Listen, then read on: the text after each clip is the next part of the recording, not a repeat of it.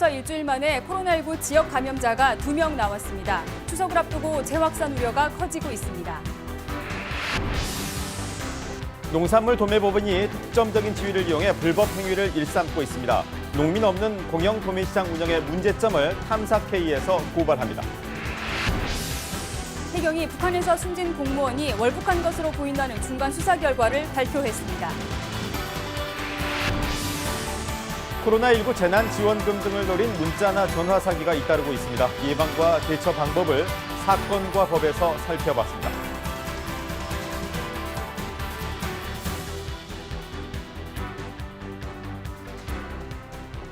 광주에서 일주일 만에 코로나19 지역 감염자가 2명 나왔습니다. 추석을 앞두고 방역당국이 긴장하고 있는데요. 취재기자 연결합니다. 자, 김정대 기자 전해주시죠. 네, 광주에서 코로나19 지역 감염 확진자가 나온 건 일주일 만인데요. 북구에 사는 30대 여성과 20대 남성입니다. 감염 경로는 아직 확인되지 않았는데요. 방역당국은 가족 등 밀접 접촉자에 대한 진단검사를 하고 있습니다. 김 기자, 이렇게 일주일 만에 지역 감염 확진자가 나오면서 추석 연휴 기간에 코로나19가 다시 확산하지 않을까 걱정이 큰데요. 추석을 앞두고 귀성 상황은 어떻습니까? 네, 저는 지금 광주 종합버스 터미널에 나와 있는데요. 추석 연휴를 하루 앞두고 평소보다 조금 붐비기는 하지만 예년의 명절 분위기가 느껴질 만큼 북적이는 모습은 아닙니다. 정부가 코로나19 확산을 막기 위해 귀성 자제를 호소한 데다 방역을 이유로 대중교통 이용이 감소하면서 비교적 한산한 걸로 보여집니다. 고속도로 교통량도 예년에 비해 줄어들 것으로 전망되는데요. 한국도로공사는 코로나19 여파로 방문 자제 분위기 속에 지난해 대비 약 10% 정도 줄어들 걸로 예상하고 있습니다. 광주와 전남 지역은 연휴 기간 하루 평균 통행량이 36만 대가 예상되는데 지난해에 비해 소폭 감소할 것으로 보입니다. 예년보다 통행량이 줄긴 했지만 일부 구간 정체가 예상되면서 소요 시간은 더 걸리겠습니다.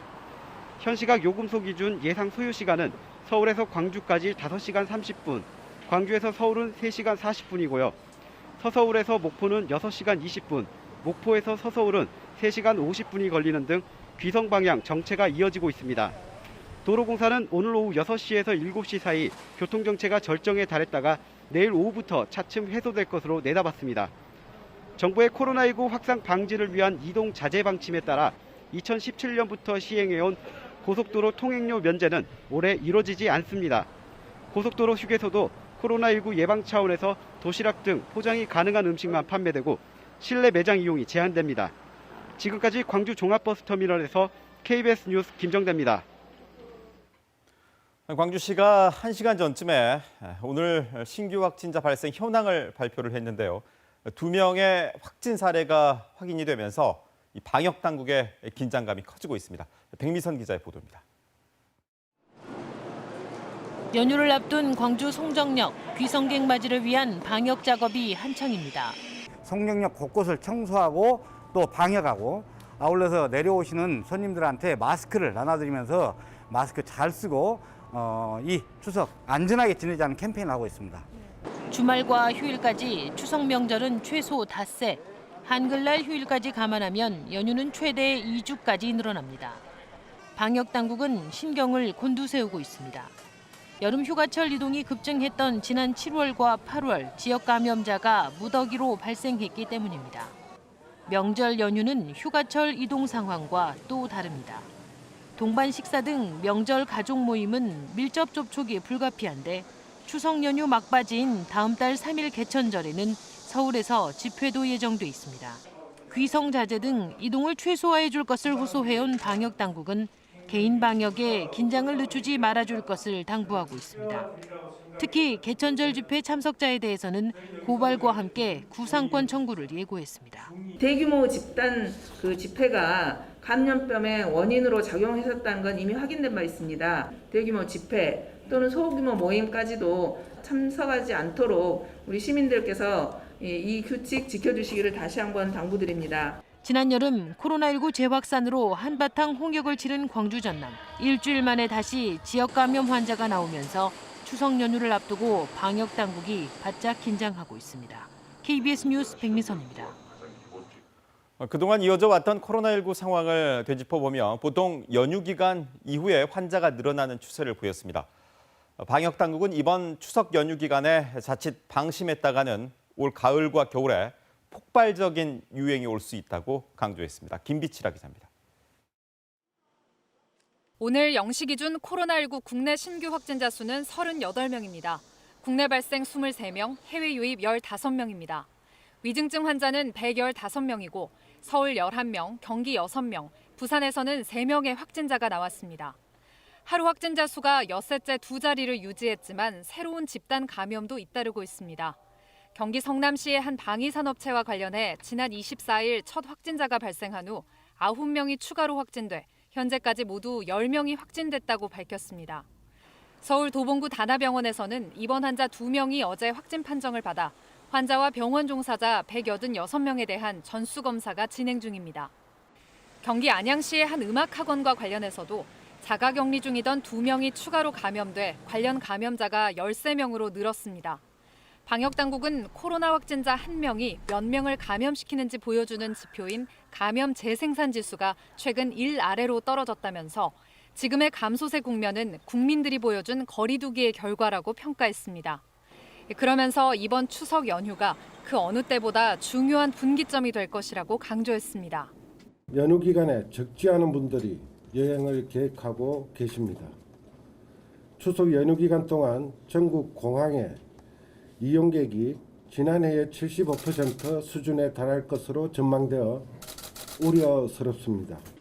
지난 5월과 7월 말 연휴 이후 확진자가 폭발적으로 증가했던 전례가 있는 만큼 지금 같은 안정적인 수준을 유지하기 위해선 이번 연휴에도 방역 수칙을 철저히 지켜야 한다고 거듭 당부했습니다. 이번 추석을 비롯한 특별 방역 기간에도 이동을 최소화하는 등 지금의 코로나19 진정세를 유지하고 또 폭발적인 유행을 막는다면 그 이후에는 거리 두기의 새로운 지평을 열 기회가 될 것입니다. 코로나19에 걸렸다가 완치된 뒤 겪는 후유증에 대한 조사 결과 완치자 중 90% 이상이 피로감과 집중력 저하 등의 후유증을 겪는 것으로 나타났습니다. 이외에도 심리적, 정신적인 후유증과 후각, 미각 손실 등도 호소했는데 방역당국은 16개 의료기관과 함께 중장기 합병증 조사를 진행하고 있다고 설명했습니다. 방역당국은 이와 함께 추석 연휴 기간 대규모 집회는 재확산을 유발할 수 있는 만큼 차량 집회를 포함해 모든 집회를 철회해 줄 것을 요청했습니다. KBS 뉴스 김비치라입니다. 어제 광주 전남 행정통합에 대한 여론조사 결과를 전해드렸는데요. KBS 조사에서 시도민의 51%가 찬성 의견을 보였습니다. 다른 언론사 조사 결과도 비슷했습니다. 절반이 넘는 시도민이 통합에 긍정적인 입장이라는 걸 확인할 수 있었습니다. 이 같은 결과가 통합 논의에 힘을 실어줄 수 있을까요? 류성호 기자입니다. KBS 여론조사에서 광주 전남 행정통합에 대해 찬성한다는 응답이 51.3%로 나왔습니다. 광주 MBC와 무등일보, 뉴시스 공동조사에서도 찬성 의견이 51.4%로 두 결과치가 비슷합니다. 일단 찬성 여론이 우세하다는 점은 확인한 셈입니다. 얘기를 처음 꺼낸 이용섭 시장으로선 부담을 덜 수 있는 결과치입니다. 이용섭 시장은 찬성이 50%를 넘은 것은 시민들이 통합에 대해 많은 관심이 있다는 뜻으로 받아들인다고 밝혔습니다. 또 대구 경북의 경우 통합 논의가 한참 진행된 상황에서 여론조사를 했는데도 찬성 비율이 51%였다며 시간이 지나 상황의 중요성을 알게 되면 찬성 비율은 더 늘어날 것으로 본다고 말했습니다. 하지만 가장 크게 내세우는 통합의 이유가 미래 경쟁력 확보인데 정작 젊은 층에서는 반대 의견이 많은 것은 풀어야 할 숙제입니다. 또 전남과 통합 논의를 이어가야 하는 상황에서 군공항 이전 없이는 민간공항도 보내서는 안 된다는 광주 여론은 부담입니다. 30%대에 이르는 반대 여론은 얼마든지 더 커질 수 있습니다. 과거의 행정통합 노력에서 이제 성공하지 못했던 그런 사례들을 잘 살펴서 무엇 때문에 통합이 안 되었던 것인지 그런 것들을 해결하려는 이제 개표를 하죠. 현재는 통합 논의가 광주 중심으로만 이루어지는 상황. 추석 연휴 뒤로만 약속한 이용섭 시장과 김영록 지사의 회동 일정은 아직 잡히지 않았습니다. KBS 뉴스 류성우입니다.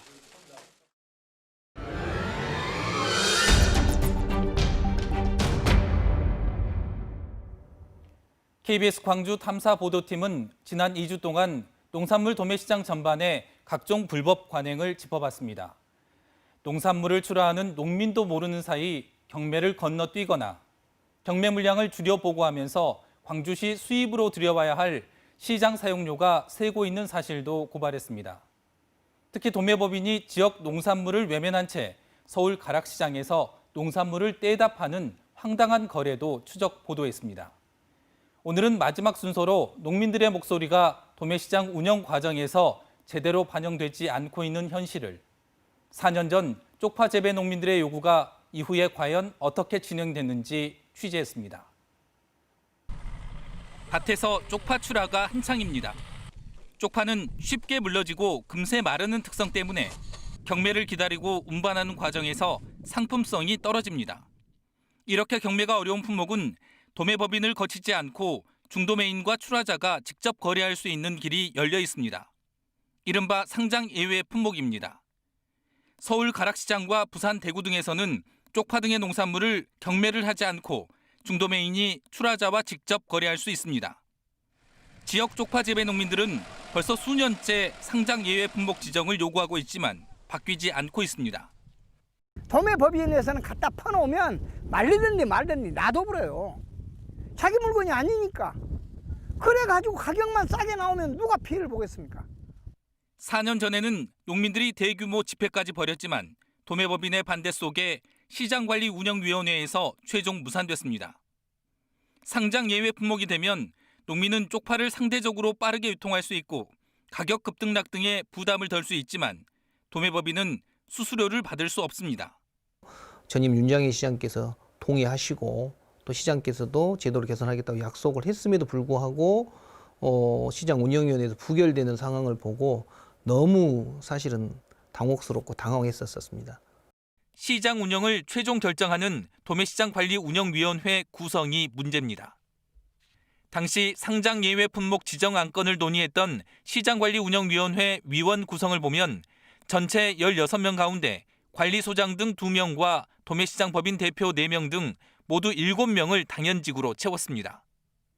농민과 소비자의 목소리가 제대로 반영되기 어려운 구조입니다. 그런데 이게 거꾸로 돼 있어요. 도매시장에 있는 사람 1번이고 생산자가 2번, 소비자가 3번이에요. 농민 없는 도매시장인 셈인데요. 공영 도매시장에선 경매를 주관하고 수수료를 챙기는 도매법인이 막강한 힘을 갖습니다. 도매시장이 문을 열 때 한 번 도매법인으로 지정되면 별다른 경쟁 없이 안정적으로 수수료를 챙길 수 있는 황금알을 낳는 거위입니다. 가락시장 청과 도매법인 두 곳은 지난해 각각 770여억 원, 560여억 원의 대기업에 팔릴 정도입니다. 전문가들은 도매시장에서 중추적 역할을 하는 도매법인의 재지정 평가와 관리 감독을 강화해야 한다고 지적합니다. 자치단체가 농산물 도매시장을 개설할 때 시장에서 경매를 주관할 도매법인을 지정합니다. 광주 각화와 서부 도매시장에도 농산물 도매법인 6곳이 있습니다. 5년마다 도매법인을 평가해 재지정 여부를 결정하는데 취소된 사례는 전국적으로 사실상 없습니다. 지난 2016년 광주시 감사에서는 도매법인 5곳과 경매사 6명, 중도매인 25명이 관행적으로 서류를 꾸며 허위 거래를 했다가 적발됐습니다. 도매시장 법인 같은 경우에는 수집을 안 하면서도 이제 어떻게 보면 가짜로 리스팅을 함으로 인해서 거기에 대한 수수료를 받을 수 있으니까 전형적인 규제로 말하면 이제 지대가 만들어지고 있는 것이라고 할 수 있습니다. 공영 도매시장의 경쟁 구조를 촉진해 출하자와 소비자의 이익을 대변해야 할 상황에서 오히려 손을 놓고 있는 도매시장 개설자인 광주시. 4년이 넘은 시점인데도 불구하고 희지부지하게 진행되고 아직도 여전히 광주시 농산물 도매시장에서는 1980년도에 이런 방식들로 지금도 진행이 되고 있다고 봐야 되는 것이죠. 온갖 불법 행위가 드러난 농산물 도매시장과 도매법인의 문제를 시장 개설자인 광주시가 어떻게 해결할지 주목해야 하는 이유입니다. KBS 뉴스 윤주성입니다.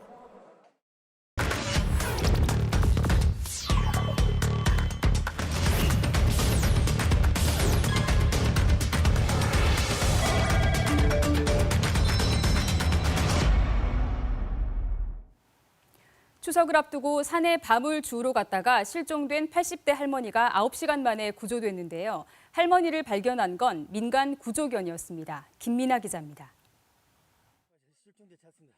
어두운 밤, 야산 절벽 아래 배수로. 한 사람이 몸을 가누지 못한 채 배수로에 쓰러져 있고 이를 구조견이 발견합니다. 119 불렀어요. 조금만 기다리세요. 제수보 수고했다. 84살 이말머니가 추석 때 쓸 밤을 주우러 산에 갔다가 실종된 건 지난 27일 낮 1시쯤. 119 구조대와 경찰이 수색을 했지만 찾지 못하자 결국 민간 구조견이 출동해 할머니를 찾았습니다. 실종 9시간여 만이었습니다.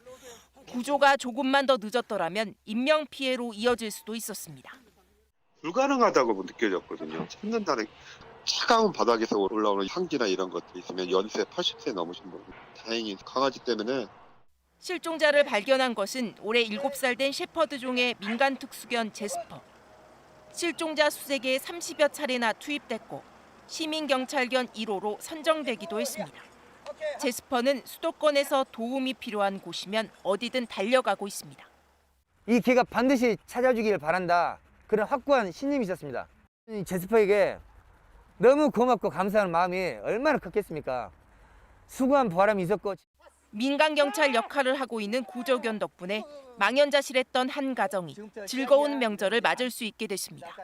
KBS 뉴스 김민아입니다.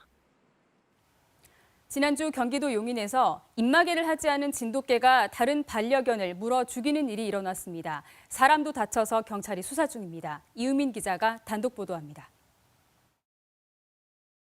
어두운 밤, 길가에 서 있던 여성을 향해 대형 진돗개가 갑자기 달려들더니 여성과 함께 있던 작은 반려견을 덥석 물고 뛰어오릅니다. 여성의 남편이 곧바로 달려와 진돗개를 떼려고 안간 힘을 쓰지만 소용없습니다. 지나가던 남성 3명이 달라붙어 부부를 도와보지만 진돗개는 입에 문 반려견을 놔주지 않습니다. 결국 진돗개는 자신의 주인이 나타나고 나서야 반려견을 놓아줍니다. 반려견은 바로 병원으로 옮겨졌지만 이미 갈비뼈가 모두 부러지고 내장까지 손상된 상태. 2시간 뒤 결국 죽었습니다. 4년간 자식처럼 기른 반려견을 잃은 부부는 큰 충격을 받았습니다. 그냥 강아지 비명 소리밖에 기억이 안 나요. 도와주셨던 분들도 여기가 물리시고 손이 여기가 다 찢어지시고 그래서 저를 지켜줬는데 저는 못 지켜줬어요. 미안하고 억울해요. 사고 현장에서 50m 정도 떨어진 지점입니다. 반려견을 문 진돗개 견주는 이곳에서 목줄을 놓친 걸로 파악됩니다. 반려견을 공격했던 대형 진돗개는 입마개를 착용하지 않은 상태였습니다. 그렇게 사냥 본능이 살아있는 개들은 보호자들이 주의해야 되는데 그런 게 너무 부족해서.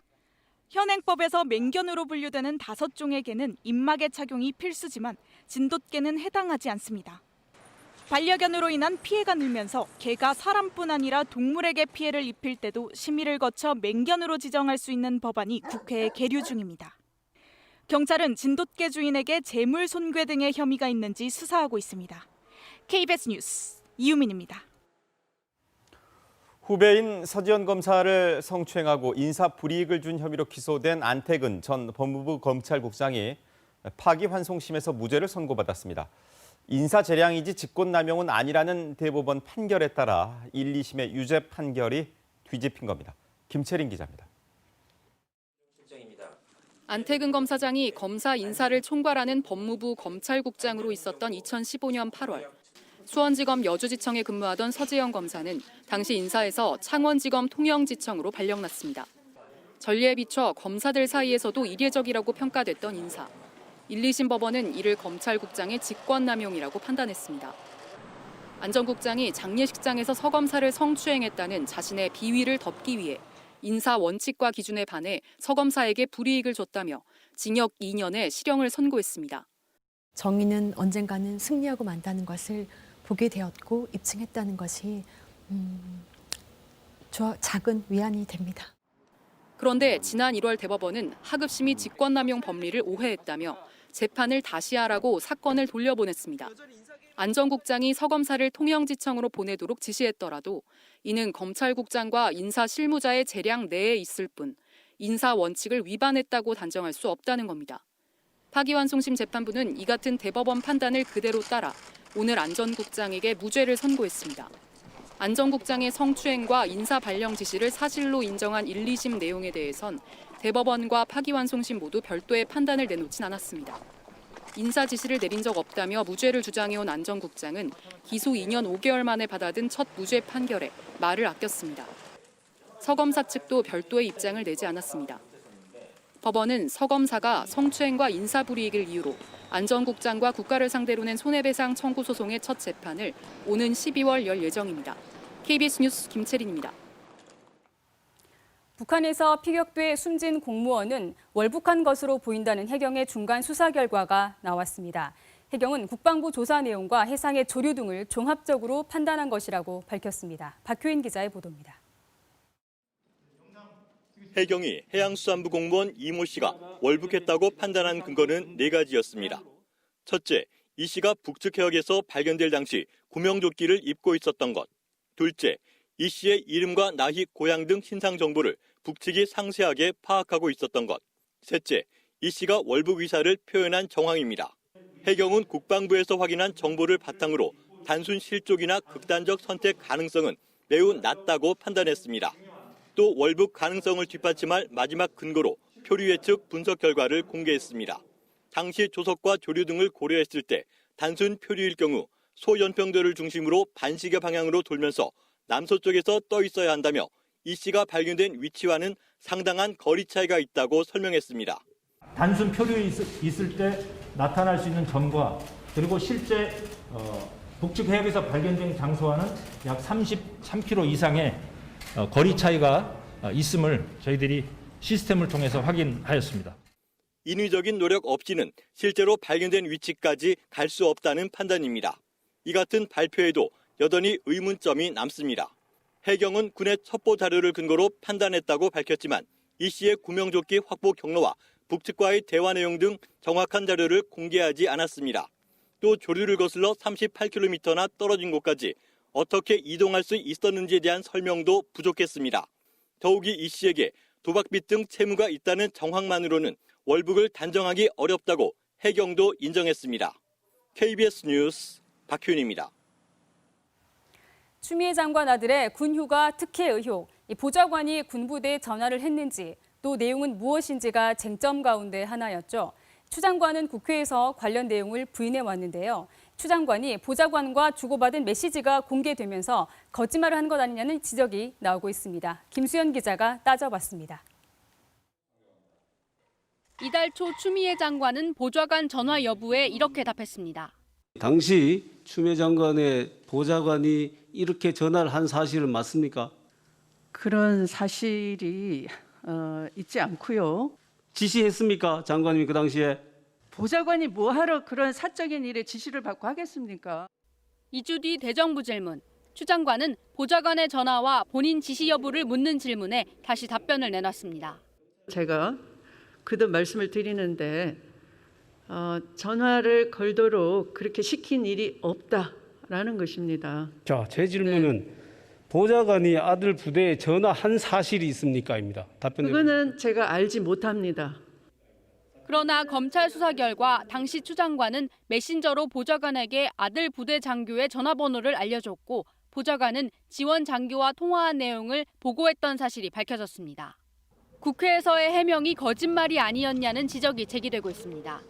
청문회나 국감 증인이 아니어서 위증에는 해당되지 않는다는 게 중론입니다.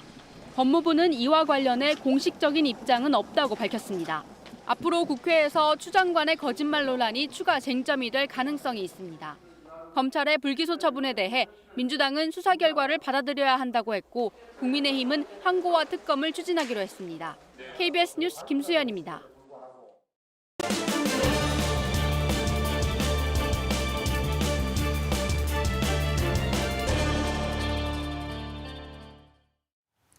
네트워크 취재 현장입니다. 전남 동북권 소식입니다. 김다은 앵커, 한센인들의 정착촌이었던 여수 도성마을 주민들이 축사 폐수와 악취에 시달리고 있다고요? 네, 1928년 한센인들이 정착해 조성된 이곳 여수 도성마을에는 지금도 한센인 90여 명과 비한센인 150여 명이 거주하고 있습니다. 주민 대부분은 축산업에 종사하고 있는데요. 마을에 들어선 축사들은 대부분 지난 1970년대 한센인 생계를 위해서 조성된 겁니다. 마을의 축사는 한때 100여 곳이 넘었지만 지금 원주민들이 운영하는 곳은 3곳에 불과합니다. 그런데 수년 전부터 외부인들이 조성한 기업형 축산으로 각종 악취와 폐수가 마을의 큰 골칫거리가 되고 있습니다. 노후된 축산 폐수 처리 시설이 축산 분뇨를 제대로 처리하지 못하는 데다가 일부 업체에서는 이를 무단 방류하기 때문인데요.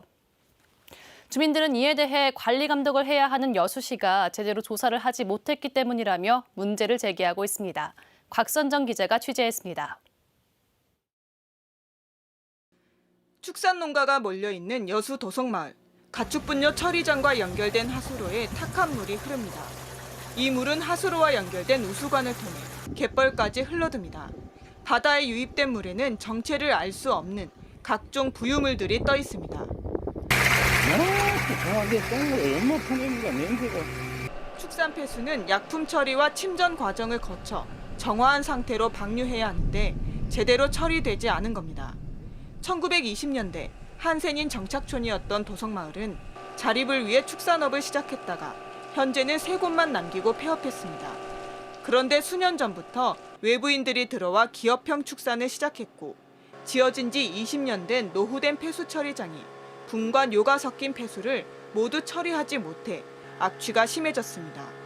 주민들은 관리감독기관인 여수시가 이를 제대로 처리하지 못해 수차례 환경부와 국민신문고 등에 조사를 요구했지만 결국 여수시에 이첩돼 조치가 이루어지지 않는다고 말합니다. 당장 오늘처럼 이런 환경에서만 보고 가면은 견딜만 하네 그런 느낌을 주고 간 것 같아요. 시나 그런 데서. 그런데 이게 바닷물이 빠지고 이 폐수를 유입을 시키고 그럴 때는 엄청나게 냄새가 많이 나서.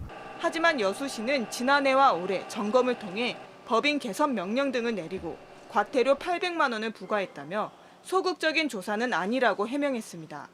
여수시에서는 수시로 또한 지속적으로 점검을 하고 확인하는 여러 여건을 마련하고 있습니다.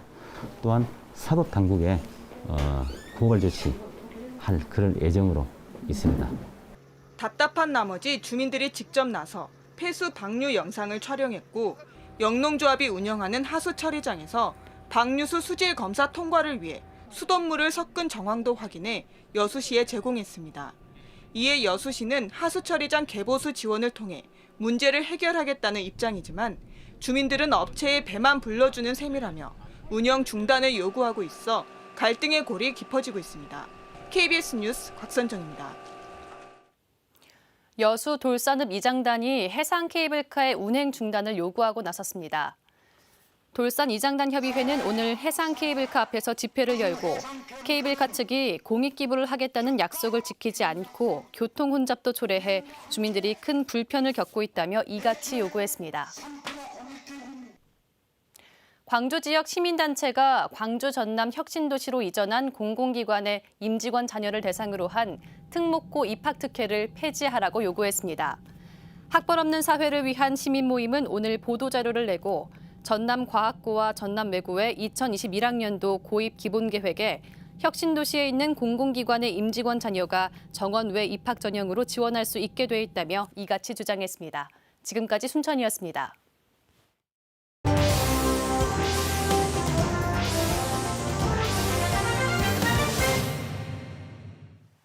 최근 코로나19 재난지원금이나 저금리 대출을 노린 문자나 전화 사기가 잇따르고 있습니다. 사건과 법에서 김혜민 변호사와 자세히 알아봅니다. 자, 정부가 지급하는 코로나19 2차 재난지원금 이 지급이 결정되면서 이걸 노린 이 스미싱 사기가 잇따르고 있는 상황이죠. 네, 그렇습니다. 악성 앱 주소가 포함된 문자 메시지를 대량 전송한 후에 이용자가 악성 앱을 설치하거나 전화를 하도록 유도해서 금융정보나 개인정보 등을 탈취하는 수법을 이른바 스미싱 사기라고 하는데요. 네. 이를테면 긴급재난자금 상품권이 도착했습니다라는 식의 안내를 사칭하는 문자나 신청하기를 클릭하세요라고 하면서 링크를 덧붙이는 식이나 지원금 신청이 잘 접수되었으니 링크를 클릭해서 다시 확인해보라는 식의 접수 사칭 등이 있을 수 있습니다. 네. 자, 그런데 이 코로나19를 악용한 사례가 또 있다는데 이 소상공인을 위한 저금리 대출 이걸 또 미끼로 해서 보이스피싱도 잇따르고 있다고요? 네, 그렇습니다. 최근 정부에서 소상공인 저금리 대출을 하다 보니 이를 악용한 사기 수법도 기승을 부리고 있는데요. 네. 바로 저금리 대환대출형 사기입니다. 금융기관을 사칭해 저금리로 대환대출을 해주겠다고 속이고 돈을 편취하는 수법인데요. 최근 A씨 등 7명은 고흥군 등지에서 저금리 대출을 빙자하는 전화금융 사기 행각을 벌여 총 3억 3천만 원을 가로챈 혐의로 경찰에 붙잡혀 조사를 받고 있습니다. 네. 추석 명절을 앞두고 이러한 범죄가 더욱 활기를 칠 것으로 보이니 각별히 유의하셔야겠습니다. 자, 그럼 말씀하신 이런 저금리 대환 대출형 사기 네. 이게 피해가 뭐 주로 소상공인의 서민들일 것 같은데 이게 어떤 사기 수법을 말씀하시는 건가요? 네, 저금리 대환대출 사기 수법에 대해 좀 설명을 드리자면요. 네. A은행에 기존 대출이 있는 사람에게 B은행을 사칭하면서 접근해서 기존 대출보다 저금리로 신규 대출을 해줄 테니 대출 은행을 갈아타라, 즉 대환대출을 하라고 권유하는 것입니다. 네. 그러면서 가짜 은행 앱을 설치하게 유도하고요. 이후에 기존 A은행을 사칭하는 연락을 해서 상환하기 전에 신규 대출을 받는 것은 위법하다. 네. 그러니 바로 상환을 해라라고 협박을 하면서 현금을 마련하라고 압박하고 수거책을 보내서 그 현금을 건네받거나 아니면 지정하는 대포통장 계좌로 이체하게 하는 방식입니다. 네. 자, 또 이제 내일이 추석 연휴인데 추석 선물을 가장한 이런 문자 메시지 이런 사기도 조심해야 한다고요? 네. 예를 들어서 뭐 땡땡 택배에서 주문하신 물품 미배달, 도로명 주소 불일치 수정하세요라든지 네. 또는 추석 명절 선물로 모바일 상품권을 보냅니다. 지금 확인 바랍니다라는 식이나 한가 이벤트에 당첨되어 선물을 보내드리니 당첨된 선물을 즉시 확인해 보세요라는 식으로 하면서 인터넷 주소 링크를 포함시키는 경우가 있습니다. 네. 이처럼 추석 이벤트나 가족, 지인이 보내는 것처럼 출처가 불분명한 인터넷 주소를 포함한 문자 메시지를 보낼 수 있으니 조심하셔야겠습니다. 네. 이 가장 중요한 건 미리 예방하는 건데 이 스미싱 사기를 안 당하려면 어떻게 하는 걸까요? 네, 우선 평소에는 스마트폰의 보안 설정을 강화해서 알 수 없는 출처의 앱 설치가 제한되게 하거나 백신 프로그램을 설치하여 업데이트 및 실시간 감시 상태를 유지하게 하는 게 필요하고요. 또한 스마트폰으로 114를 눌러서 상담원과 연결한 후 소액 결제를 차단하거나 제한하는 것도 좋습니다. 네. 만약 출처가 확인되지 않은 문자 메시지 내용 중에 링크 주소가 있다면 해당 주소는 클릭하지 않고 삭제하는 것이 가장 좋고요. 지인이나 가족을 사칭한 문자 메시지를 받아서 헷갈리는 경우에는 해당 지인이나 가족에게 유선으로 통화를 해보고 또 정부의 긴급재난지원금 관련 문자 메시지는 문자 하단에 정부 관련 이미지가 첨부된다고 하니 그런 이미지가 없는 경우는 유의하시면 좋겠습니다. 또한 본인이 지원 대상이 아닌데도 지원금 관련 문자를 받았다면 바로 삭제하는 것이 안전합니다. 네. 만약에 내가 스미싱 의심 문자를 받았거나 이 문자를 눌러서 앱을 설치해서 감염이 됐다. 이러면 그 다음 어떻게 해야 되는 건가요? 네, 스미싱 의심 문자를 받았거나 이로 인한 악성 앱 감염이 의심될 때는요. 네. 국번 없이 한국인터넷진흥원 118 상담센터로 문의하면 명절 연휴 기간에도 24시간 무료로 상담을 받을 수 있다고 하고요. 네. 또한 서울중앙지검은 보이스피싱 서류 진짜인지 알려줘 콜센터, 약칭 찐센터라는 거를 개설했는데요. 따라서 의심스러운 번호로부터 받은 검찰 서류 등이 있다라고 하면 휴대전화로 찍어서 이 직통번호로 보내거나 전화해서 문의하면 365일 24시간 담당 수사관들이 서류의 진위 여부나 검사실 소환이나 조사 여부가 사실인지를 안내해 준다고 하니 이를 활용하셔도 좋겠습니다. 네. 자, 오늘 여기까지 정리하겠습니다. 고맙습니다.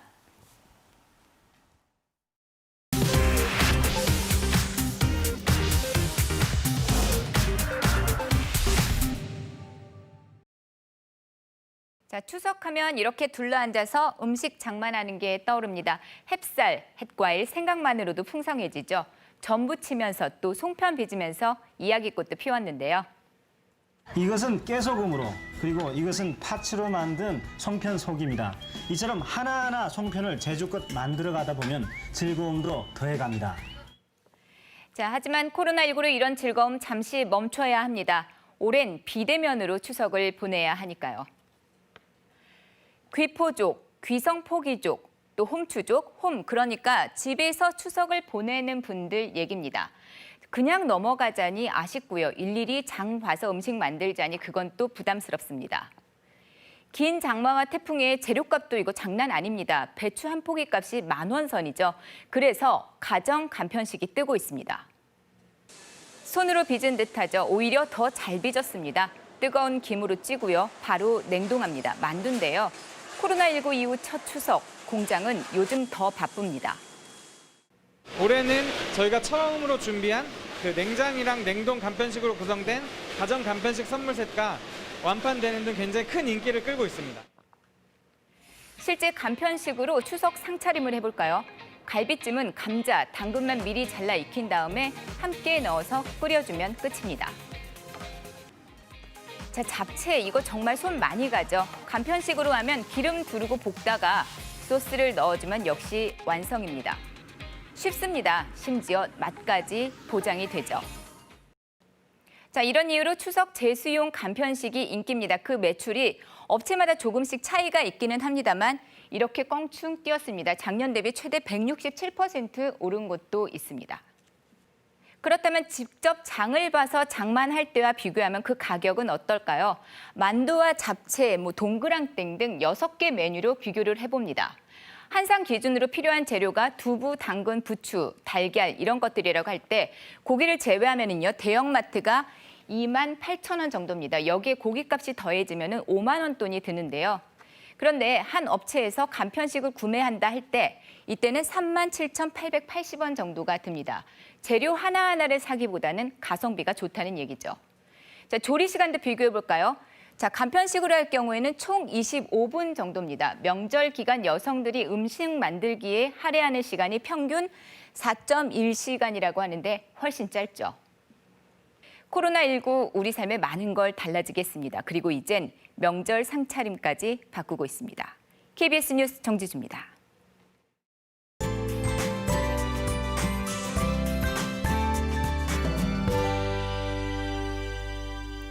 내일부터 본격적인 추석 연휴가 시작이 되는데요. 내일 광주, 전남 대부분 지역은 맑겠지만 새벽부터 아침 사이에 일부 서해안 지역에서는 빗방울이 떨어지는 곳들이 있겠습니다.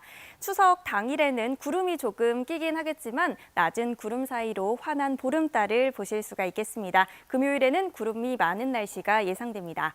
내일 새벽에 이동 계획 있으신 분들은 운전하실 때 조심하셔야겠습니다. 내륙을 중심으로 안개가 짙게 끼겠는데요. 가시거리가 200m 이하를 보이는 곳들이 있겠습니다. 운전하실 때는 안전거리 넉넉하게 확보하셔야겠고요. 항공기 이용하시는 분들은 운항 정보 미리 확인하셔야겠습니다. 다음은 자세한 지역별 내일 날씨입니다. 내일 기온 오늘과 비슷하겠습니다. 아침 기온 나주와 담양이 13도가 예상되고요. 여수의 낮 최고 기온 24도, 순천 26도까지 오르겠습니다. 목포 23도, 영암 25도, 해남 24도가 예상됩니다. 바다의 물결은 전해상에서 비교적 잔잔하겠습니다. 토요일에는 비 소식도 있습니다. 기상정보 전해드렸습니다. 코로나19 여파 속에 추석이 다가왔습니다. 올해는 비대면 추석을 보내는 분들도 많으실 겁니다. 명절 분위기가 예년만 못하겠지만 마음만은 풍성한 추석 명절 보내시기 바랍니다. 저희는 다음 주에 뵙겠습니다.